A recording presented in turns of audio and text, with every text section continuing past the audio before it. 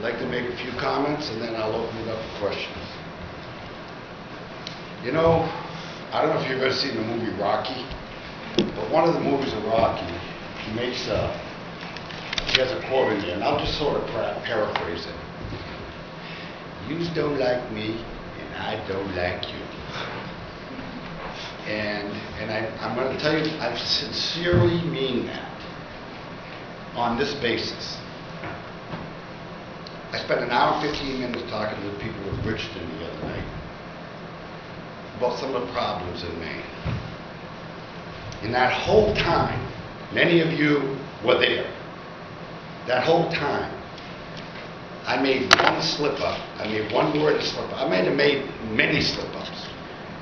I was going impromptu and my brain didn't catch up to my mouth. Instead of saying Maine women, I said white women. If you go, and I'm not going to apologize to the Maine women for that, because if you go to Maine, you will see that we're essentially 95% white. But this is what the point is. Now that you're here, though, because I probably couldn't get as many of you in here without saying something foolish. So now that I have you here, I want to say this to you. Get your heads out of the sand, please. Help us. Help us. My passion and my desire is to rid ourselves of domestic violence and to get drug dealers off the street. I had to read a report in my briefing binder of a young woman who got killed Christmas Eve, and she left like a 6-year-old daughter. These are the type of things that, while you people look for the soundbite, like Rachel Maddow, who for years has been after me, and one of my favorite reporters is Meade. No, AJ. Not you. Is Robin Meade. Because I wake up to her, because I like watching Forensic Files, and in the morning, that's what's on. But this is the issue. I brought up a subject in March of 2014 to get 10 drug agents. And you guys did nothing to help us get those agents. Since then, 400 Mainers have died. It's actually more than that. It was 208 in 14, and I'm waiting for the final numbers, and they're about the 250 range this year. So I'm saying roughly 400, because it's not an exact, it's an approximation, because January, February, March, I'm trying to subtract. The point is, you're not helping us with the drug deals. You're not helping us to make it a really major issue. You're more interested in reporting the legislature and the governor disagree. Yeah, we disagree. I think we're 1.5 years late on getting those 10 drug agents. I think we're 1.5 years late on spending millions of dollars in the middle schools and the high schools in the state of Maine, trying to educate our children on how bad the drugs are. Yes, that's what I'm concerned about. I'm concerned about meeting a woman on a Sunday afternoon, and Monday afternoon she's shot on her lawn because her husband suffered from mental illness and he shot her in front of their children. Yes, and am I perfect? No. Do I want to be perfect? No, because if I was perfect, I'd be a reporter. I'm sorry, I am not like you guys. I am not a polished speaker, but I have a heart. I have a heart for Maine and for Maine people. And that's what my issue is, and that's what I was trying to do.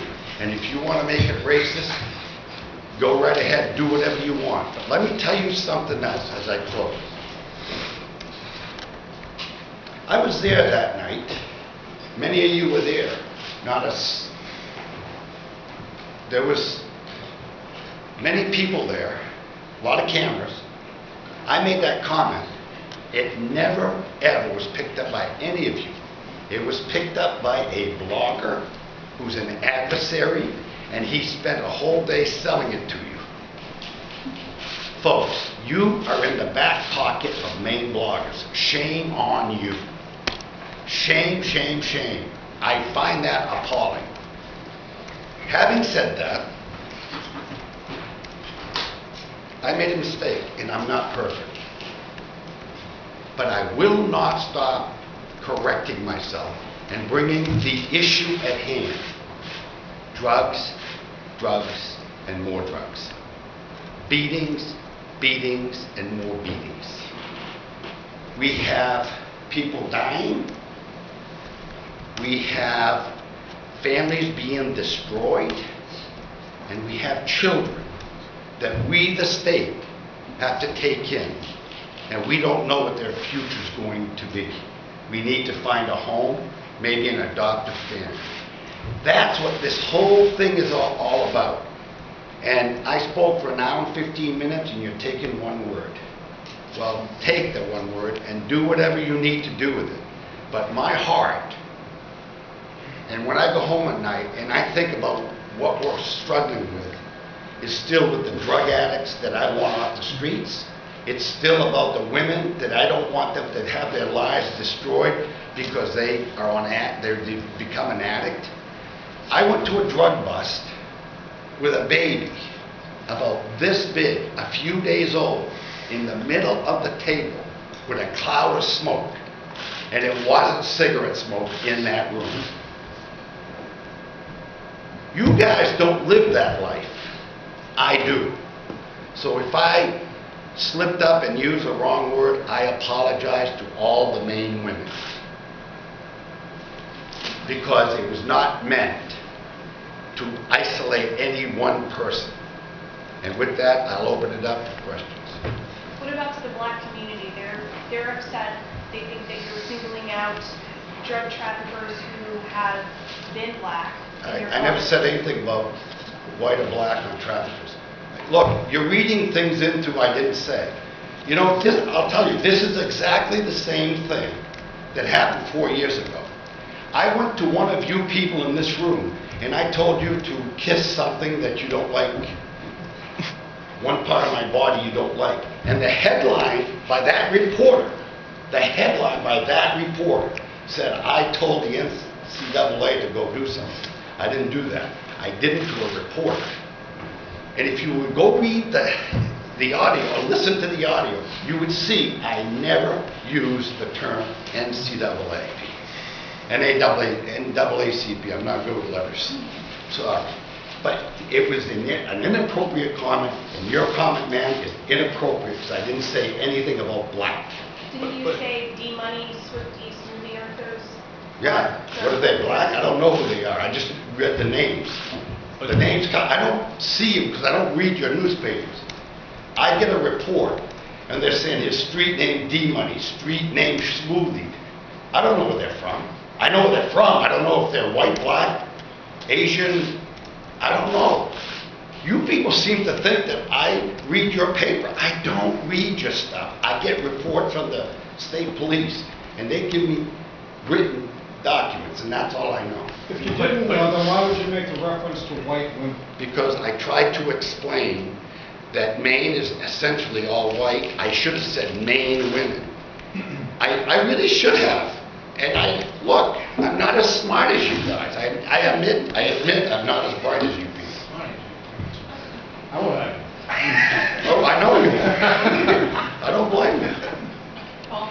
Governor, but does race have anything to do with Maine's fight against drugs? Why even specify the race of anybody involved in that sentence? It wasn't intended to be race. It was intended to be Maine. Maine, I am very passionate about Maine. It was all about Maine. And I apologize again. My brain was slower than my mouth. Anybody else? I would also like, we knew about this early yesterday, and the response from upstairs was slow also. I mean, do you have any opinion over the fact that? What's that? What do you mean by upstairs? Nobody upstairs wanted to engage nobody in the legislature wanted to engage this on day 2 of the session. Okay. Until it hit a block. Yeah, well, that's usually what happens. Governor. I mean, that's not unusual. You know, honestly, and everybody here, honestly, nobody engages until the blogs speak up. It's just that we don't have blogs that are friendly to our administration. We only have left-leaning blogs. And so that's how it gets out. But and I wish we could find a few blogs that are not adversarial, constantly adversarial. This was a Republican blog. That's not what I said. I said adversarial. And there were There's a some difference conversations. between a Republican in name and a Republican. I'm sure you agree with that, because I believe you were once a Republican. Some people say that. And well, you know, there were a couple of news stations at the town hall who had this information and thought it was a story because they heard in context from them. AJ, you know, that's not all I do. That's where you start going wrong. Don? Governor, get to the drug issue itself. Legislature's dealing with this bill. I know you've had some complaints about it. They funded, you've gone ahead and found money for the additional drug agents. Politically, within this bill, I realize the drug fight is going on. Do you think you're winning the argument now? Oh, and everybody's come around to your way of thinking? First of all, let me say, I don't like politics. I hate it. I hate the fact that you have to be a politician to be a governor, because I look at myself more like a CEO. I have come from the business world, and I really despise it. What they do upstairs, they do upstairs. It's a different branch of government. Now, am I happy that the legislature is discussing drugs? I'm ecstatic. I'm ecstatic that they're finally going to address it in a serious manner. Yes, I'm happy about that. The bill that was presented up front, the original bill, my only complaints were that they isolated 2 companies, one by name and one by description. And I thought that that was inappropriate because they were bypassing the RFP process. Other than that, I'm ecstatic that they're addressing drugs. I wish they would be as vigilant with domestic violence as they are starting to be with drugs. Governor, what's Yes. our role as the media The role of the media, to help the drug? the role of the media is to dig into the criminal and dig into the victim and explain to the people how it happens. Look, do I believe, I take a responsibility for a lot of the heroin in the state because we've been working with the medical profession to lower the prescribing of opiate drugs. And we've been successful on that front. But then heroin shows up because it's cheaper. It's more difficult to get opiates, so they go to heroin. I'm ashamed that that happened. I wish I would have been thinking ahead and known the repercussions of moving so quickly on reducing the opiate prescribing. Governor, we know how passionate you are on this issue. I'm interested in knowing whether or not you've been able to work with the Department of Health and Human Services through Mary May. Do we have any way of having any statistical data that sort of indicates that we do have children who are on welfare as a result of their mothers becoming involved with drug dealers? Do we have any data like that? Well, I can only know that I know of 2 because I was there when they were both taken into custody. So I will ask Mary. We haven't been asking. We know that young women are addicted. I know a young woman right now to a very, very close friend whose daughter's in serious trouble. Last week I met with a lady who came in and explained to me how she lost her husband, actually ex-husband, because what happened, he had a workplace injury, he got onto opiates, couldn't get off the opiates, went to heroin when they were trying to get him off. He went to opiates. Wonderful family. Businessman. It eventually got to the point where about a year later, she left him. She had to because it was just getting impossible. And then he continued down spiral and he overdosed. Now, do I know of a whole lot? No, but I'm just telling you, I'll work on finding him. I've been trying to get to the medical examiner, trying to find out, we've been working on trying to find out how many exact people have died from opiates and from heroin. How many people have died from heroin overdose that have been taking Narcan? Because we do have cases of people taking up to 10 shots of Narcan. I know of a resource officer who told me that in 1 week, one student had 3 shots of Narcan. That's what I'm concerned about. That's what keeps me awake about. That's what my wife and I talk about. As a matter of fact, I talked to her about it so much, she's gone tone deaf on me. I only mention it because you happened to mention the other night that children that were born under these circumstances would later become a problem for the state. Well, they become a ward of the state. There's another way. I should have said ward of the state rather than a problem for the state. You know, I will tell you this. A ward of the state is a problem. It's a social failure. There's another. You could probably, if you really listen closely in that tape, you could probably find 10 areas, 10, 15, 20 words I used that could have been used.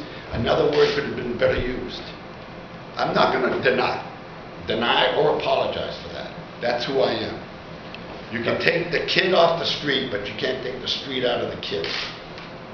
And that's a fact of life. And I've lived with that. Believe me, I've been criticized with that for many, many times.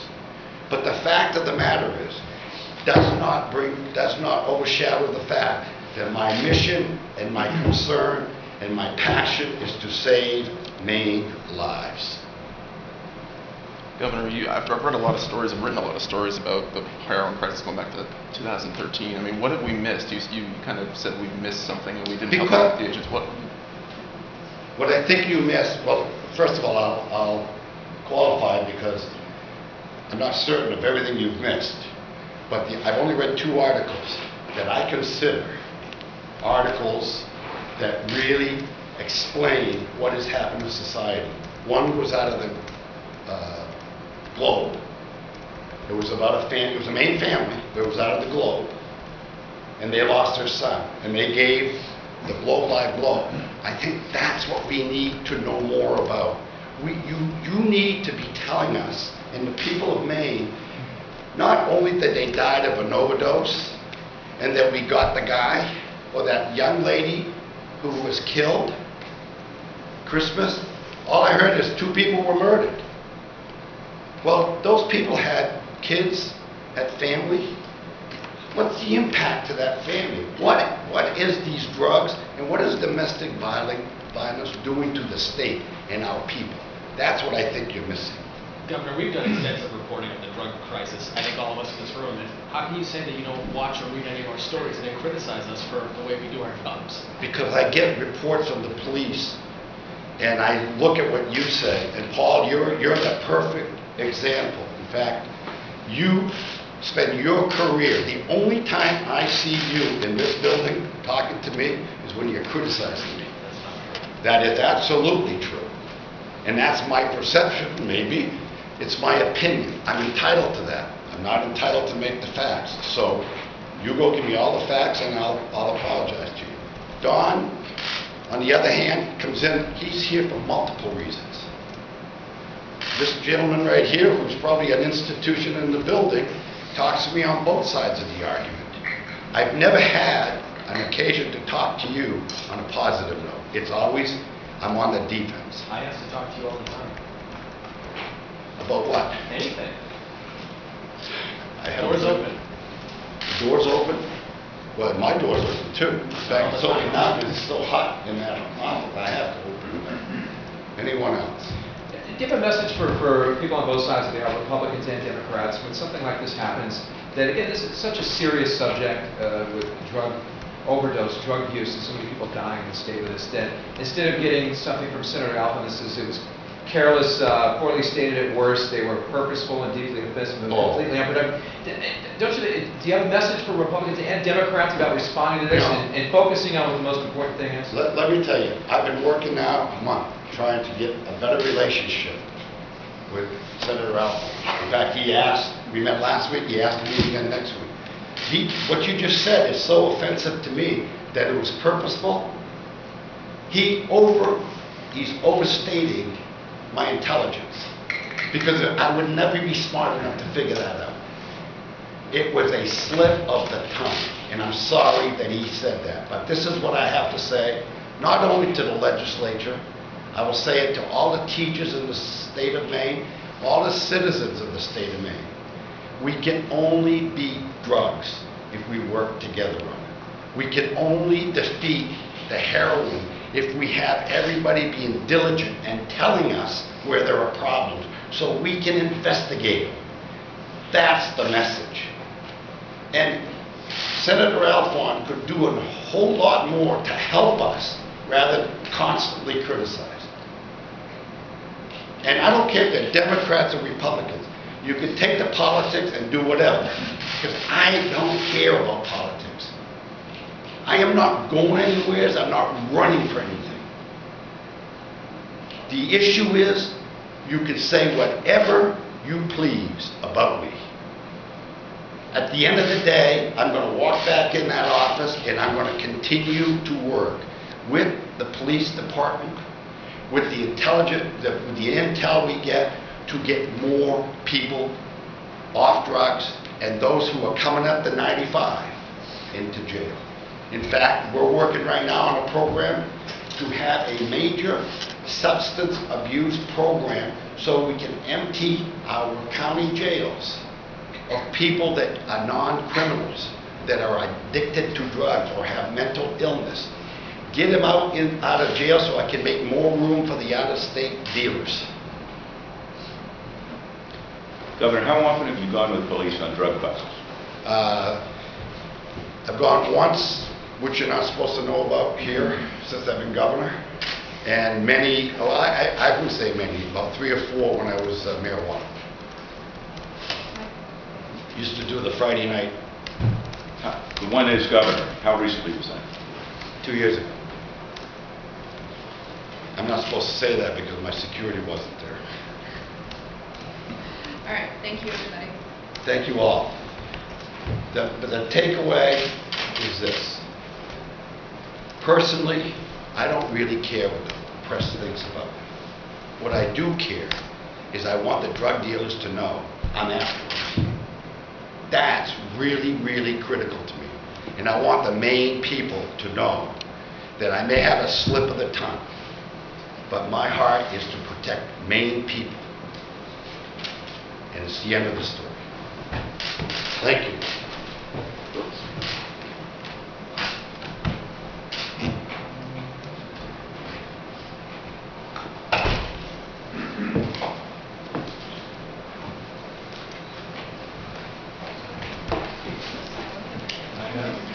And fade black. I know. Stacy got the message. All right? That was one of the more entertaining exchanges I've heard. Anyone on page one. Must be it. Must be it.